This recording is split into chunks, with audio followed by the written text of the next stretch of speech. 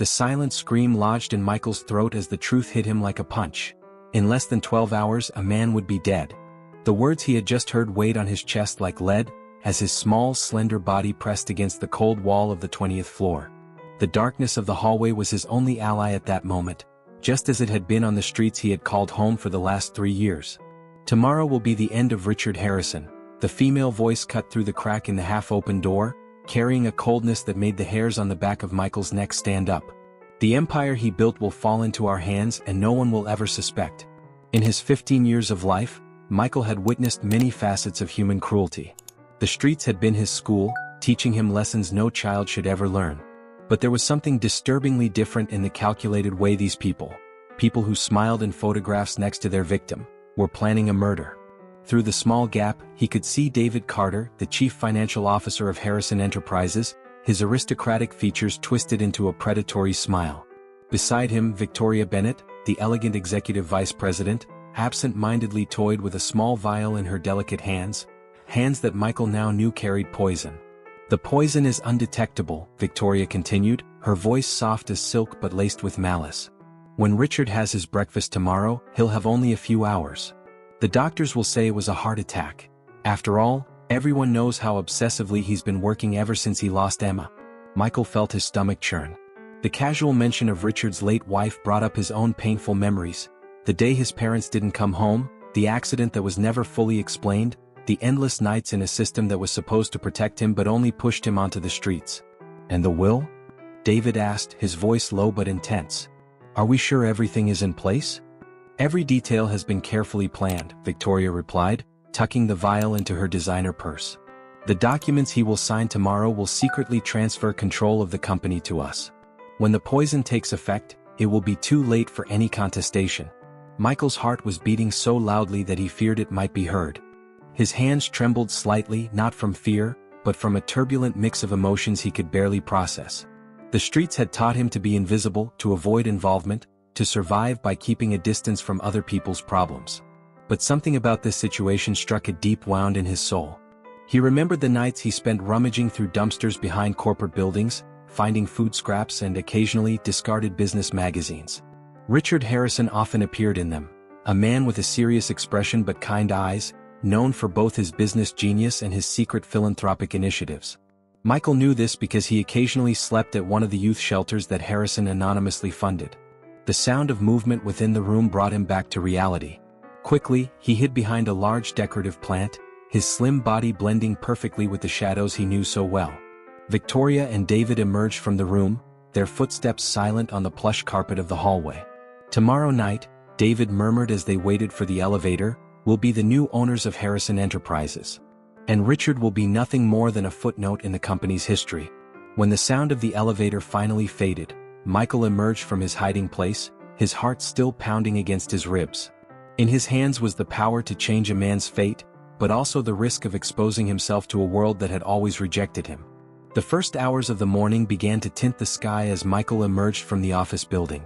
The city slept, unaware of the drama unfolding in its depths. Somewhere, a man was preparing for his last day of life, unless a street kid could make the impossible happen. Sitting on a park bench, watching the sunrise, Michael began to plan. Finding Richard Harrison wouldn't be easy. The man lived in a world completely different from his, protected by high walls and sophisticated security systems. But Michael had something Victoria and David would never imagine. Years of experience in being invisible, in finding paths where others saw only walls. The memories of his parents came flooding back. He remembered the last hug, the last words, "Be brave, son," before they left and never came back. At the time, he was too young to understand that some people might have an interest in the death of a couple of accountants who had discovered irregularities at the company where they worked. Now, 3 years later, he had the chance to prevent another family from being destroyed by greed. Richard Harrison might be a billionaire, but in that moment he was just a man unknowingly walking toward his own death. The sun was already high when Michael finally got up from the bench. His plan wasn't perfect. In fact, it was risky and full of weak points, but it was all he had. The streets had taught him that sometimes the only thing that separates survival from destruction is the courage to try the impossible. With determination in every step, he began his journey through the waking city. Time was running out and a life was in his hands. The question was no longer whether he would try to save Richard Harrison. but how he would make one of the most powerful men in the city hear the voice of someone the world had chosen to forget. As he walked, Michael thought of all the nights he had spent watching the Harrison mansion from afar, seeing the lights turn on and off, wondering what it would be like to have a place to call home again. Now, those very observations could be the key to saving a life. The morning sun warmed his face as he mentally mapped his route. Richard Harrison always arrived at the office at 7:30 a.m., a habit Michael had noticed during his mornings rummaging through the dumpsters in the business district. He had less than 2 hours to find a way to approach him, to make his voice heard. In his pocket, Michael clenched the only treasure he still had from his previous life, a small, crumpled photo of his parents. Maybe that was what drove him. The chance to prevent another child from experiencing the pain of losing everything in a single day. The sun had barely risen when Michael spotted Richard Harrison's black Bentley turning the corner. His heart raced. It was now or never. 3 hours of waiting in the alley next to the businessman's favorite cafe had led to this moment. The cold of the early morning still lingered in his bones, but the fear of failure kept him alert. Michael watched as the driver opened the door for Richard. There was something in the business magazines they never showed, the deep loneliness that emanated from the businessman. It was present in the way he walked, in the slight stoop of his shoulders beneath the impeccably tailored Italian suit, in the distant look in his eyes that seemed to pass through people without really seeing them. It was a gaze Michael knew well, the same one he saw reflected in the puddles of water when night came, and he needed to find a safe place to sleep. With one last deep breath, Michael did something the streets had taught him never to do. He abandoned his invisibility. Calculatedly, he bumped into Richard, knocking the briefcase the businessman was carrying. Important papers scattered across the sidewalk like confetti at a sad party. "I'm sorry, sir," Michael murmured, bending down to help collect the documents. His hands trembled slightly, not from the act, but from the weight of what he was about to reveal. The soft scent of roasted coffee drifted from the nearby establishment, a fragrance that could soon become lethal. Richard knelt beside him, and for a moment their eyes met. Michael saw something familiar in that gaze, a sadness that mirrored his own, a pain that money couldn't mask. It was the look of someone who, like him, had lost far more than mere material possessions. "Are you okay?" Richard replied, his voice surprisingly gentle. "You seem—" "I need to speak with you," Michael interrupted, his voice low but filled with urgency. "It's about Victoria Bennett and David Carter. They plan to kill you today." Time seemed to freeze in that moment. The sounds of the city, passing cars, people talking, the constant hum of urban life, everything disappeared, leaving only the tense silence between them. Richard remained still, his eyes studying every detail of the boy's face in front of him. "How do you—" Richard began, but Michael interrupted again, his eyes nervously scanning the street. "Not here," he whispered, glancing meaningfully at the cafe where Victoria and David could appear at any moment. "They've put poison in your breakfast. I heard everything last night. Every word, every detail of the plan." Richard's expression subtly changed. Decades of business experience had taught him to read people, to detect lies and manipulations. But there was something in the intensity of Michael's gaze, in the urgency held in his voice, that penetrated his carefully constructed defenses. "Come with me," Richard decided after a moment of contemplation, guiding Michael toward the car. The driver opened the door without question, years of professional discretion evident in his behavior. Inside the Bentley, protected by dark windows and the comforting silence of the luxurious interior, Michael felt strangely out of place. The soft leather of the seat was a stark contrast to the hard surfaces where he used to sleep. But there was no time for discomfort, lives were at stake. With carefully chosen words he told everything. Every whispered phrase he had overheard, every detail of the meticulous plan.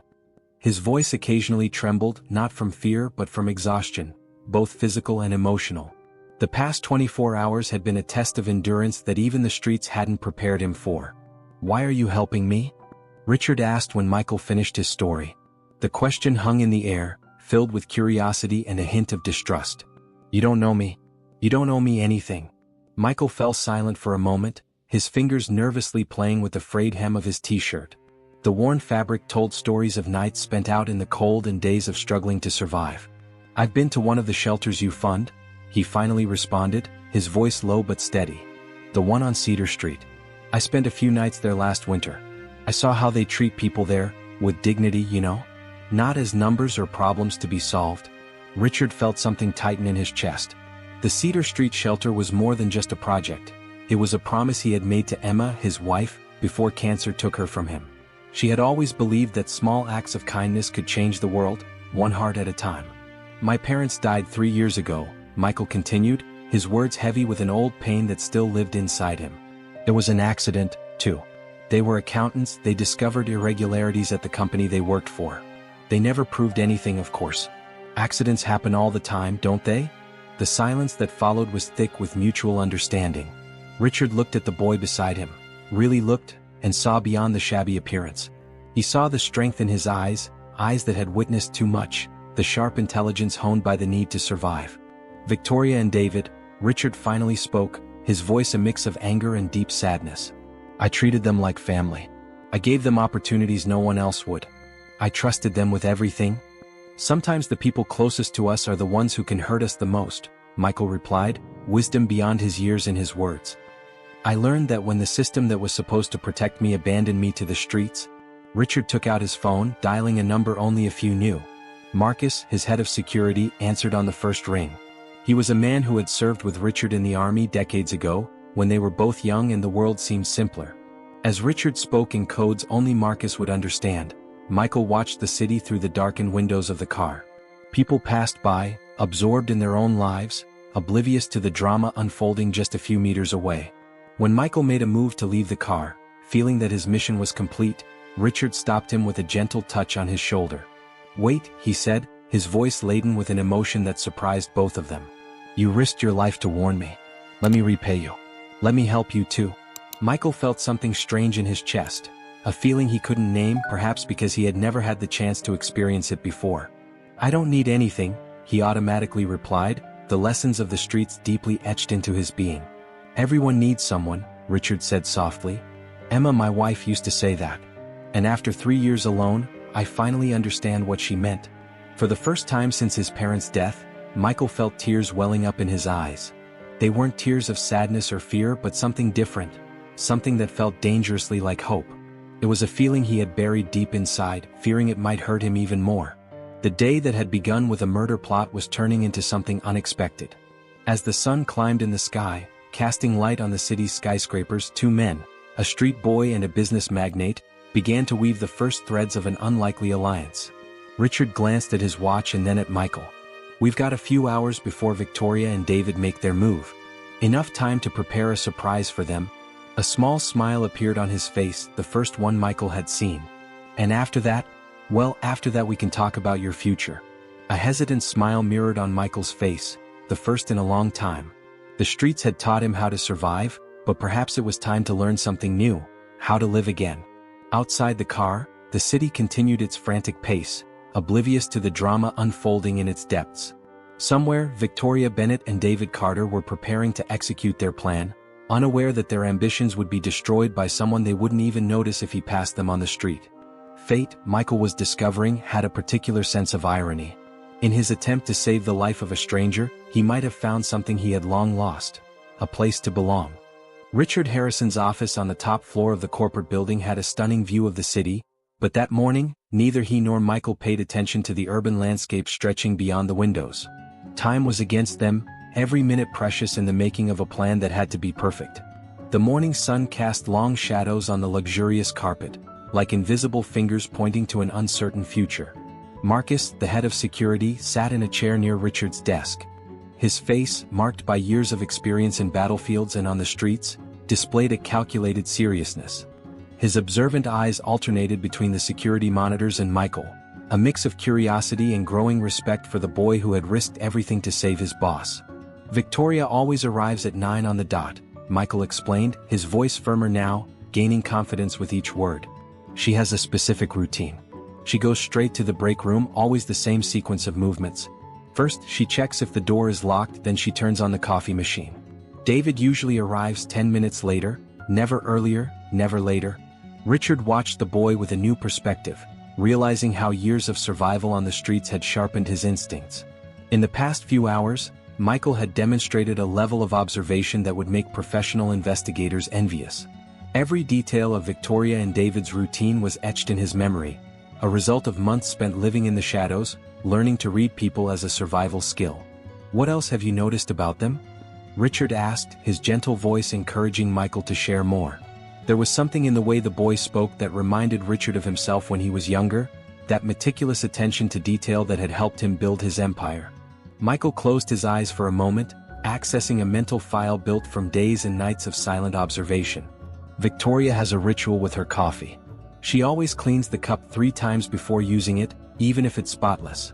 She uses a silk handkerchief for that, never paper towels. And there's something else. She always looks at the clock on the wall exactly at 9:15. As if she's waiting for something. Or someone, Marcus added, making quick notes. And David? Michael continued, his eyes still closed, reliving every observation. He always checks his phone before getting into the elevator. Some days he stands there for 5, sometimes 10 minutes, typing. And he always puts his phone in the left pocket of his suit jacket, never the right. When he's nervous, he runs his right hand through his hair 3 times in a row. He did that last night after finalizing the plan with Victoria. Marcus nodded, visibly impressed. Details like these are worth more than gold. They give us windows of opportunity, behavioral patterns we can use. The plan began to take shape like a complex puzzle. Cameras would be strategically placed, taking advantage of the blind spots Michael had mapped out during his months of observation. Ultra-sensitive microphones would be hidden in specific locations, ready to capture every incriminating word. But there was something more, something that made Michael's heart tighten every time he thought about it. His young face contorted with a worry no child should carry. They need to believe they've succeeded, he whispered, his voice trembling slightly. They need to think you. The words caught in his throat, the fear of what could go wrong weighing heavily on every unsaid syllable. Richard stood up from his chair, crossing the room with quiet steps until he reached Michael. He placed a hand on the boy's shoulder, a simple gesture that carried the weight of an understanding words couldn't express. The gentle touch made Michael tremble, years of distrust fighting against the desperate need for human connection. You don't have to be part of this, Richard offered, his voice soft yet firm. You've done more than enough. We can take you somewhere safe until it's all over. Michael shook his head with determination, an unexpected strength shining in his young eyes. I need to see this through to the end. I need to make sure. His voice faltered again, but this time he forced the words out. I need to make sure I won't lose anyone again. I can't go through this again. The hours that followed were filled with silent, precise activity. Marcus coordinated his team with the efficiency of years of military training, every movement calculated to go unnoticed. Richard made strategic calls, moving invisible pieces on a board only he could see, preparing the ground for what was to come. Michael watched it all with a mixture of fascination and apprehension, his eyes absorbing every detail as he had always done on the streets. In a moment of calm, when the security team had withdrawn to finalize preparations, Richard found him standing by the window, his reflection blending with the cityscape beyond the glass. What are you thinking about? Richard asked, stopping next to him, watching the city waking up below. How things can change so fast, Michael replied, his voice barely a whisper. Last night I was just a shadow. Invisible. Today I'm here at the top of the world, helping save someone I only knew from photographs in old magazines. It's like, he paused, searching for the right words. It's like the universe has a crazy plan. Richard felt his heart tighten with the mixture of wisdom and innocence in the boy's words. You were never just a shadow, Michael. The world may have tried to convince you of that, but it's wrong. People like Victoria and David, they are the shadows, beautiful on the outside, empty on the inside. Michael turned to face him, unshed tears shining in his eyes. My parents used to say something like that. Before everything. Dad always said that a person's character isn't in what they own, but in what they choose to do with what they have. Tell me about them, Richard asked gently, guiding Michael to a pair of chairs nearby. I want to know the people who raised someone so extraordinary. Michael's initial hesitation quickly gave way to a flood of long-held memories. He spoke of his father, Thomas, a man who loved solving puzzles and always said life was like one. Sometimes you need to step back to see the bigger picture. About his mother, Clara, who sang while she cooked and had a smile that could light up the darkest day. Small moments of happiness that time couldn't erase. They discovered irregularities at the company they worked for, Michael continued, his hands gripping the arms of the chair. Dad would stay late checking numbers, saying something didn't add up. Sometimes I'd hear him talking to Mom late at night, worried about what he had found. She wanted him to let it go, to think about our safety. Then one day, the accident, Richard completed softly, recognizing the familiar pain in the unspoken words. Michael nodded, swallowing hard. The police said it was a brake failure. Case closed in less than a week. And suddenly I was alone, thrown into a system that didn't care, running from foster homes that only wanted the government money. Some nights in the shelters I'd dream about them. In the dream they always tried to tell me something important, but I could never hear it. Richard stood up, crossing the room to his desk. He opened a drawer and took out a photo frame that he kept turned down. In the picture, a woman was smiling radiantly, her eyes sparkling with a contagious joy that not even the photograph could contain. "Emma," he said, showing the photo to Michael. "My wife. She would have loved you, you know? She always said we needed to do more, help more. The shelters were her idea. Every life we change," she used to say, "is a light we ignite in the world." Michael took the frame with a reverent care, as if holding something infinitely precious. "She looks kind. Like Mom?"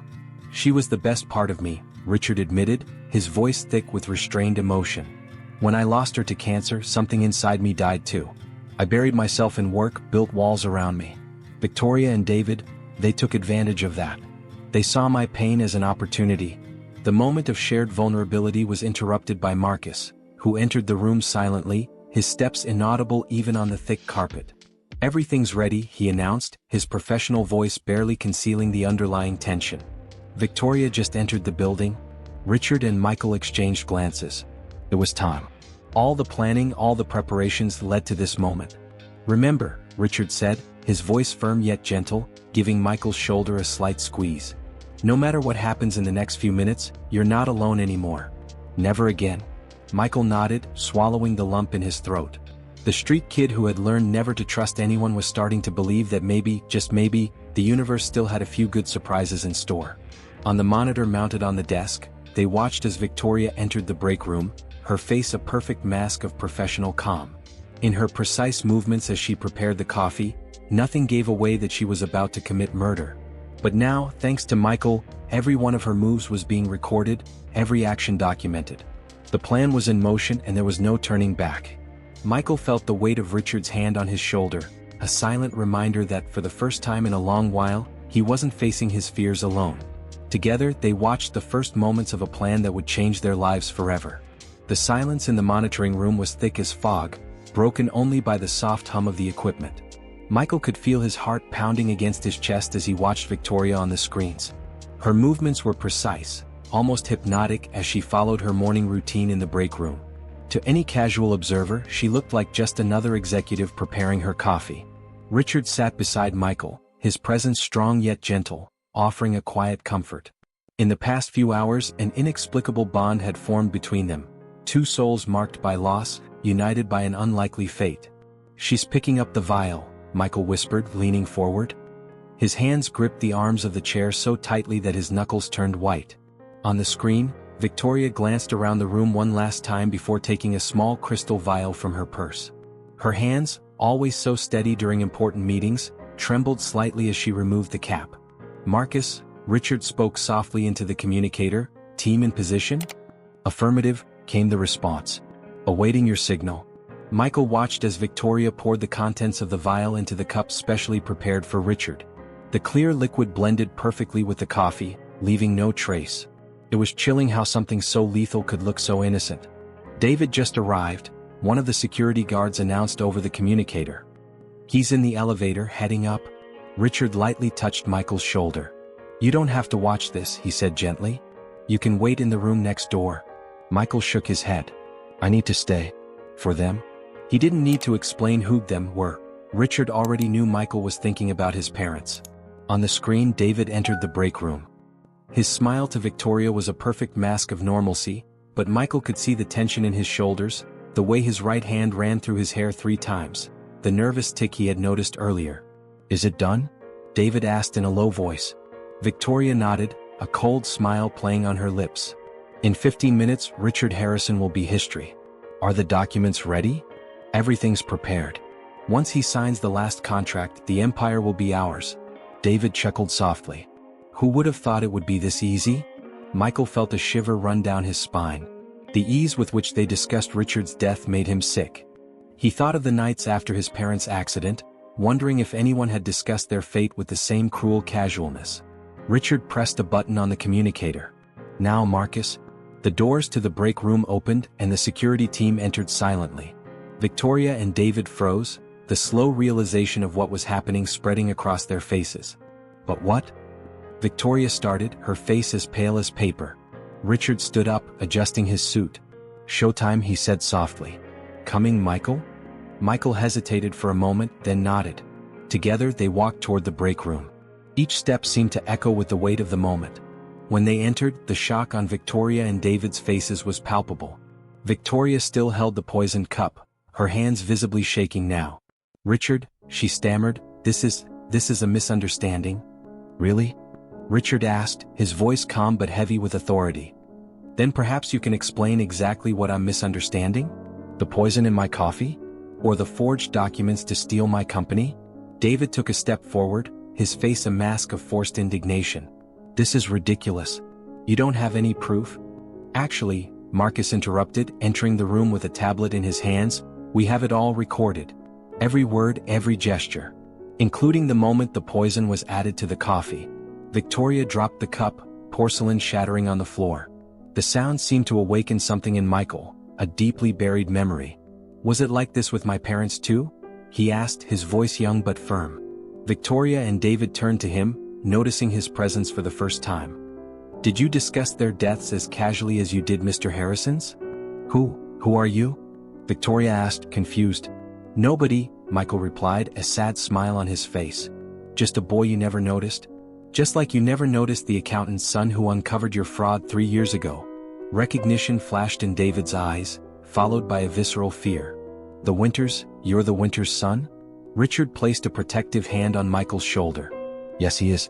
And thanks to him, you won't destroy any more families." The police arrived minutes later, discreet and efficient. As Victoria and David were taken away, Michael gazed out the window. The morning sun bathed the city in a golden light, as if the very universe were celebrating the truth finally being revealed. "How are you doing?" Richard asked softly, stopping beside him. Michael paused for a moment. "It's strange. I always imagined what it would be like to see justice served, but now I just feel an emptiness." Richard nodded understandingly. "The emptiness will pass. And when it does, you'll realize that today isn't just about justice. It's about new beginnings." "New beginnings?" Michael asked, turning to look at Richard. "Yes," Richard smiled gently. "If you want, of course. The room I mentioned earlier, it's still available." The tears Michael had held back for so long finally began to fall. They weren't tears of sadness or anger but of something deeper, something that felt a lot like hope. Outside, the city continued its frantic pace, unaware of the small revolution that had taken place in that room. To the world it was just another day.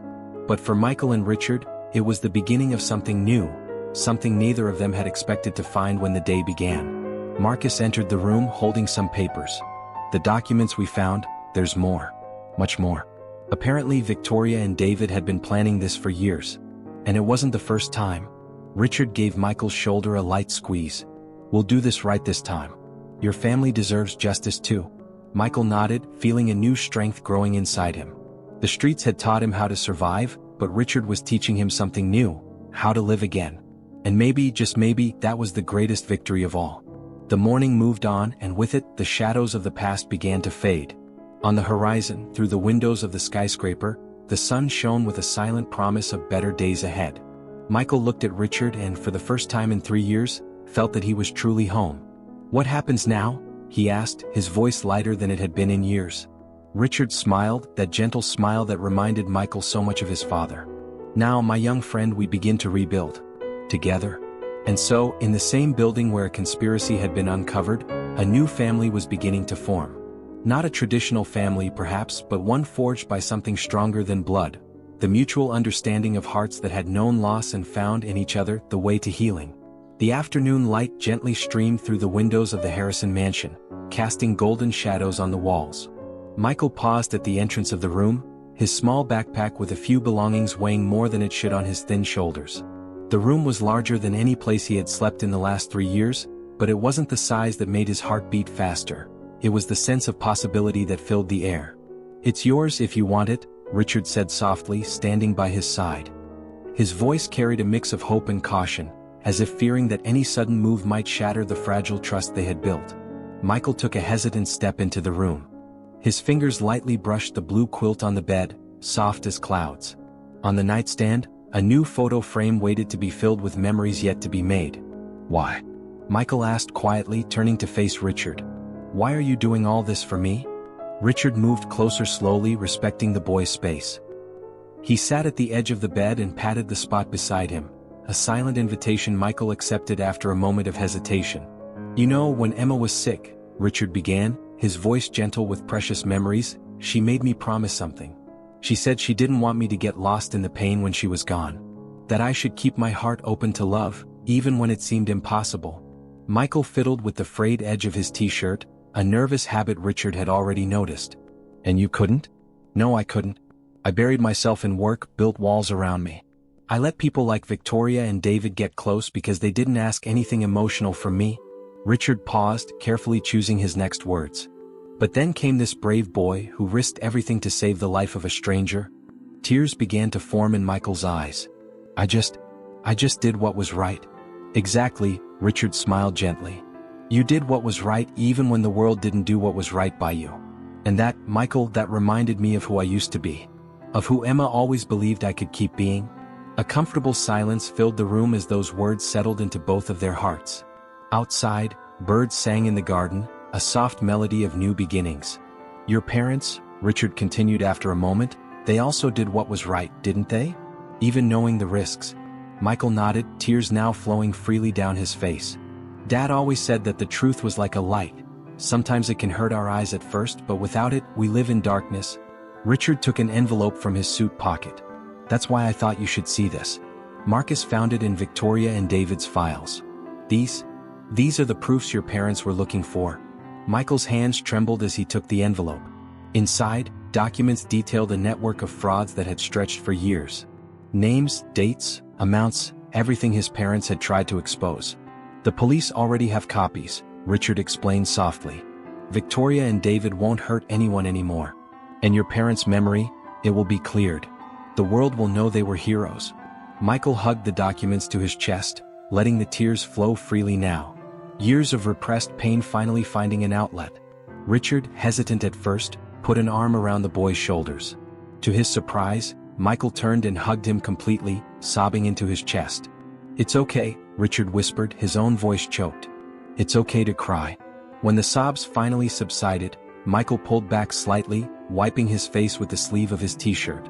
"I'm sorry," he murmured, embarrassed. "Never apologize for feeling," Richard replied, recalling the words Emma used to say. "It's our emotions that make us human." Michael looked around the room again, this time with different eyes. It was no longer just a physical space, it was the promise of a new beginning. On the opposite wall, an empty bookshelf waited to be filled with books and dreams. "There's a good school in the neighborhood," Richard mentioned casually, "if you want to go back to school. And on weekends I thought we could work together at the shelter on Cedar Street. Emma always said that helping others is the best way to heal our own hearts." A small smile began to form on Michael's face, shy at first, but growing stronger with each passing second. I like that. All of those things. "There's one more thing," Richard said, standing up and heading toward the door. When he returned, he was holding an intricately carved wooden box. "I found this in the attic last night. It was Emma's. She used to collect important memories in here."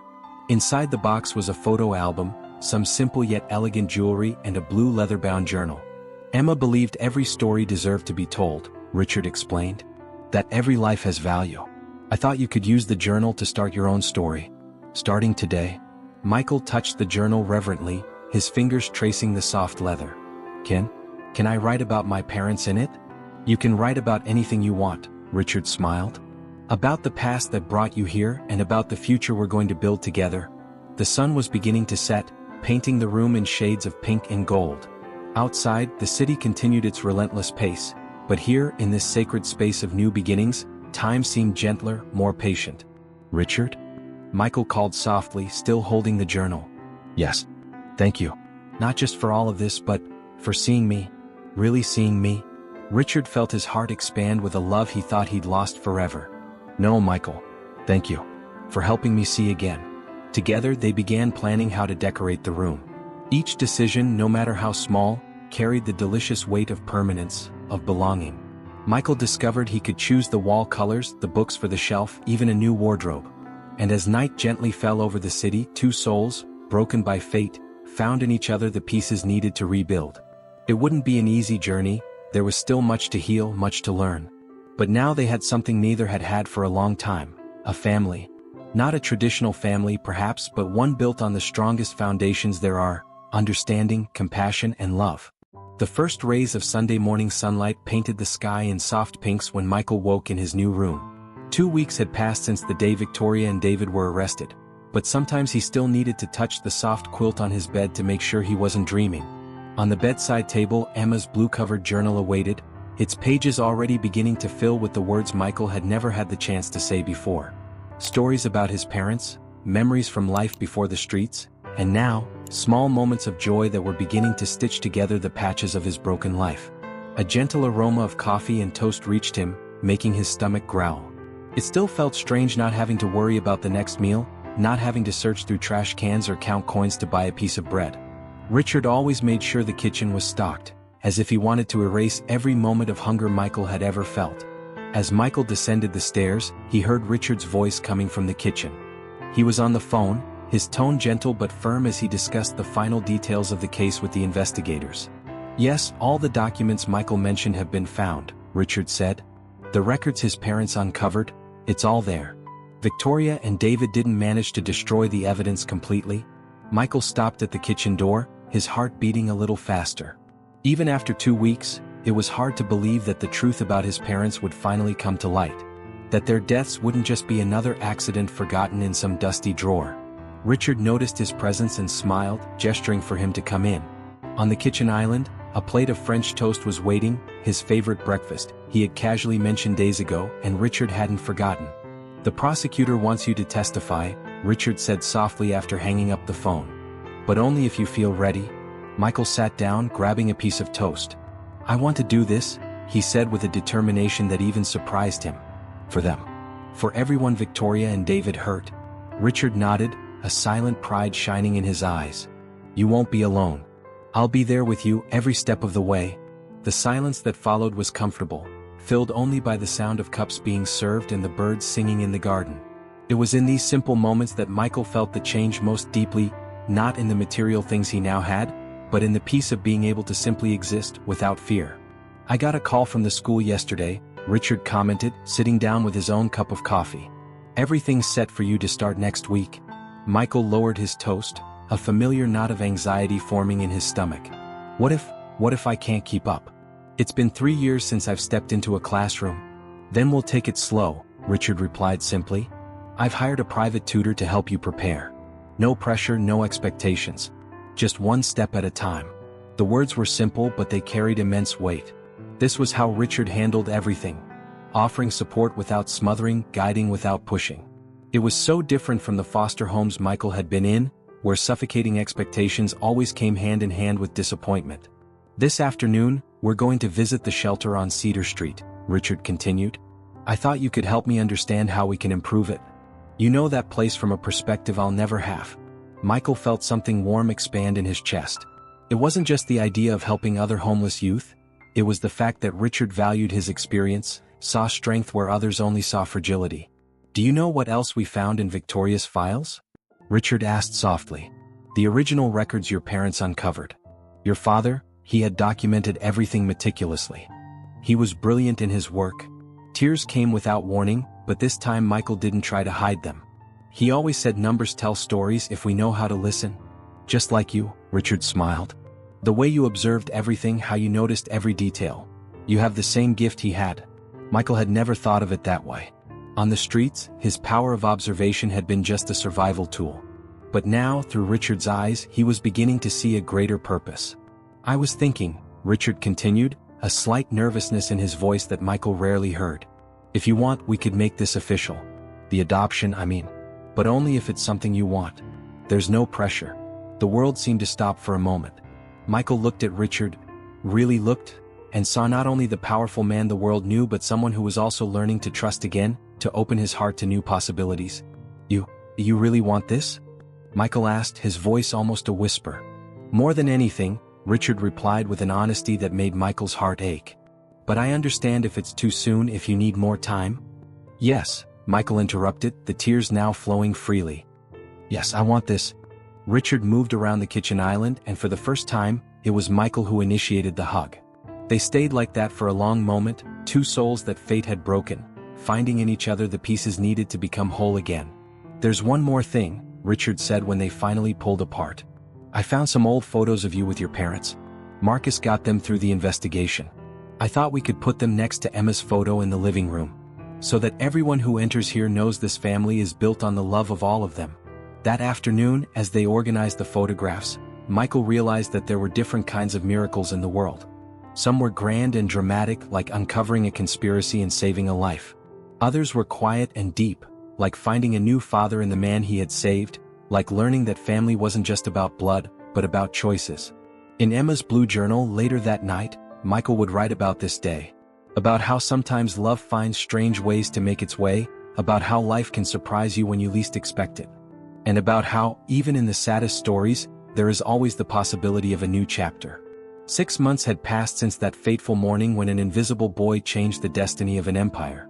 Autumn painted the Harrison Mansion garden in golden hues, and the sound of laughter filled spaces that once knew only silence. Michael adjusted his navy blue tie, looking at his reflection in the mirror. The private school uniform still felt a bit odd, but the smile on his face was genuine and relaxed. His eyes, once always alert and suspicious, now sparkled with a renewed light.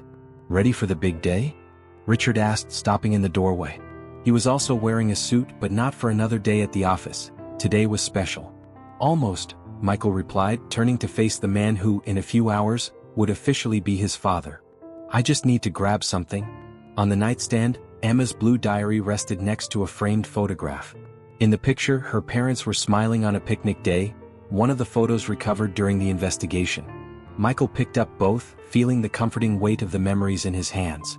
They'd be proud of you, Richard said softly. All of them. The trial of Victoria and David had ended the week before. The evidence was undeniable, not only of the plot against Richard but a series of crimes spanning years, including an accident that had taken the lives of Michael's parents. Michael's testimony had been the turning point. His voice, steady despite the tears, spoke not just about the conspiracy he had uncovered, but about the true cost of greed, broken families, lost lives, children left without parents. Sometimes I still think about that night, Michael confessed, sitting on the edge of the bed. If I hadn't decided to sleep in that specific building, if I hadn't overheard their conversation. Richard sat beside him, his shoulder gently brushing Michael's. You know what Emma always said? That there are no coincidences, only encounters that our souls recognize. A soft smile appeared on Michael's face. In the past few months, through Richard's stories and the diary, he had come to know Emma in a way he never thought possible. Her kindness and wisdom lived on in the blue pages and in the hearts of the people she touched. I found something yesterday, Richard said, pulling an envelope from the inner pocket of his suit. I was organizing some old documents and, well, I think you should see this. Inside the envelope was an old photo. Emma standing in front of the Cedar Street shelter on the day it was opened. In her arms, a stack of blue blankets, the same ones that had kept Michael warm during his coldest nights. She always insisted on buying blue blankets, Richard explained, his voice soft with memories. She said blue was the color of hope, of a sky without limits. Michael ran his fingers over the photograph, feeling an inexplicable connection to the woman he had never met, but who, in some way, had touched his life long before that fateful night. Is that why we chose blue for the new wing of the shelter? He asked, referring to the project he and Richard had developed together. A space dedicated especially to young people like him who needed a second chance. Yes, Richard smiled. And that's why the adoption papers are in a blue folder. Small tributes to all who brought us here. The sound of the doorbell broke the moment. Marcus had arrived to take them to the courthouse, where the adoption papers would finally be signed. But before they left, Michael asked for a moment. In his journal he wrote, "Dear Emma, today I officially become part of the family you started. I promise to honor your legacy of kindness and hope. Your blue blankets kept me alive on the coldest nights, and now your love, through Richard, has taught me how to live again. And for my parents, you taught me that the truth is worth any price. Your sacrifice was not in vain. Justice has finally come, and with it, a new beginning. Today is not an end, it is a fresh start. A new family is born, built on precious memories and promises of love. It may be a different family perhaps, but deeply true. With love, Michael Harrison Winters**. In the courtroom, when the judge uttered the words that officially made them father and son, there wasn't a dry eye in the room. The story of the street boy who saved a businessman, only to discover he was actually saving himself, had touched everyone present. Later, at the Cedar Street shelter, they inaugurated the new wing, a space painted in shades of hopeful blue, where other children could find not just shelter, but opportunities for a fresh start. In the garden of the Harrison estate, a small, private ceremony marked the day. Under a newly planted tree, Richard and Michael buried a time capsule. Inside, Emma's blue diary, now filled with stories of loss and redemption, of endings and new beginnings. Alongside it, old and new photographs, weaving a tapestry of memories that connected the past and the present. For the future, Richard said, his hand on Michael's shoulder. For the family, Michael added, his heart overflowing with a feeling that once seemed impossible, belonging. That night, as the stars shone over the city that had once been so cruel, father and son sat on the porch, sharing stories and dreams. In the distance, tomorrow waited, no longer as a threat, but as a promise. Because sometimes the greatest truths are those the heart discovers. That family is more than blood, that love is stronger than fear, and that even on the darkest nights, there is always the possibility of a new dawn. Dear viewers, if this story touched your heart, leave your thoughts in the comments. We want to know if you connected with Michael and Richard's journey, and if you'd like to hear more intense stories like this one. Don't forget to like and subscribe to the Life Stories channel. Your support allows us to keep sharing powerful stories that remind us of the transformative power of love and truth. Until the next story.